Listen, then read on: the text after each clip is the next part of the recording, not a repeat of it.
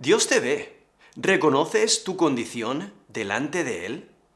Aquí en el Salmo 14, desde el versículo 1 hasta el versículo 3, vemos cómo describe la corrupción total del mundo.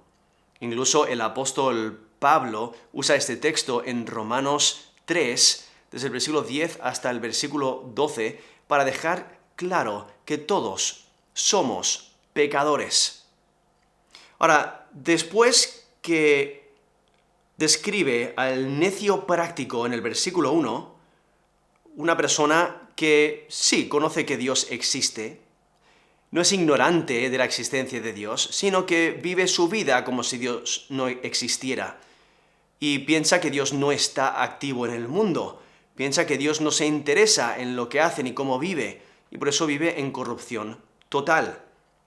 Por eso, nos dice el versículo 1, dice el necio en su corazón, no hay Dios, se han corrompido, hacen obras abominables, no hay quien haga el bien.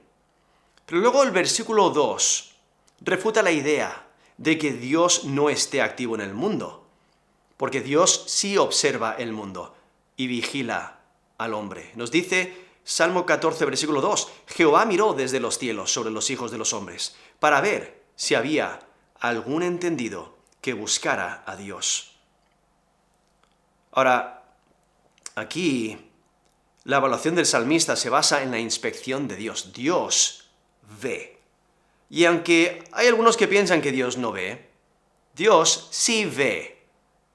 Él se interesa por su creación. Él está involucrado en su creación. El Salmo 10, versículo 14, dice, tú lo has visto. O el Salmo 11, versículo 4, sus ojos ven, sus párpados examinan a los hijos de los hombres. O el Salmo 102, versículo 19, Jehová miró desde los cielos a la tierra. Aún también en Génesis 6, versículo 5, antes del diluvio, dice, vio Jehová que la maldad de los hombres era mucha en la tierra, y que todo designio de los pensamientos del corazón de ellos era de continuo solamente el mal. Aún también, cuando están construyendo la torre de Babel, ahí en Génesis 11, en versículo 5, dice, descendió Jehová para ver la ciudad y la torre que edificaban. O en Génesis 18, justo antes de la destrucción de Sodoma y Gomorra, Génesis 18, versículo 21, Dios dice, descenderé ahora y veré si han consumado su obra según el clamor que ha venido hasta mí. Dios ve. Dios busca al entendido. Dios busca al que le busca. Por eso nos dice aquí el Salmo 14, versículo 2, Jehová miró desde los cielos sobre los hijos de los hombres para ver si había algún entendido que buscara a Dios. Y el entendido contrasta con el necio. El sabio busca a Dios y es entendido porque teme a Dios. Nos dice Proverbios 9, versículo 10, el temor de Jehová es el principio de la sabiduría, y el conocimiento del Santísimo es la inteligencia. Y es que el sabio pone a Dios primero en su vida y confía en Dios más que en cualquier otra cosa o persona. El entendido vive conforme al temor de Dios y busca a Dios. Pero el necio rechaza la sabiduría divina y por ello no tiene entendimiento. Y entonces, después de que Dios ve, presenta el veredicto en versículo 3. Porque en versículo 3 del Salmo 14 dice, todos se desviaron, a una se han corrompido. No hay quien haga lo bueno, no hay ni siquiera uno. Es que el necio no entiende la realidad. El necio dice que no hay Dios, pero la realidad es que no hay quien haga lo bueno. Y para enfatizar la realidad, dice, no hay ni siquiera uno. Y presenta el veredicto aquí en el versículo 3. Se han desviado, se han corrompido. No hay necio que actúe sabiamente.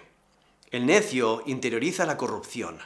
Y cada pecado implica descaradamente que supuestamente él sabe más que Dios. y que ama más al pecado que a Dios. Y por ello, aquí el Salmo 14 describe esta condición pecaminosa del hombre. Es que el salmista expresa la depravación total de la humanidad. La humanidad en su totalidad está corrompida. Como nos dice Isaías 53, versículo 6, todos nosotros nos descarriamos como ovejas, cada cual se apartó por su camino. Todos somos pecadores. Por eso nos dice Romanos 3, 23, por cuanto todos pecaron y están destituidos de la gloria de Dios.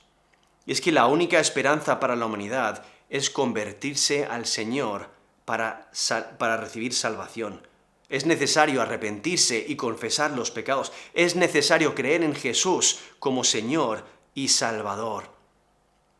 Por eso nos dice Juan 3:16, porque de tal manera amó Dios al mundo, que ha dado a su Hijo unigénito, para que todo aquel que en Él cree no se pierda, mas tenga vida eterna. Dios demostró su amor y mandó a su Hijo a morir en la cruz por nosotros, a tomar la ira por nosotros, a morir en nuestro lugar, como nos dice Romanos 5:8. Mas Dios muestra su amor para con nosotros, en que siendo aún pecadores, Cristo murió por nosotros. Dios te ve. ¿Reconoces tu condición delante de Él? Quizás piensas que no hay Dios. Quizás piensas que no hay un juez justo. Quizás piensas que nadie conoce tu corazón. Quizás piensas que nadie conoce tu pecado. O quizás que no eres pecador. Quizás piensas que eres perfecto y que tú no te equivocas. Pues este texto deja muy claro, estás muy equivocado. Dios conoce todo sobre ti. Eres pecador. Necesitas un Salvador. Dios te conoce.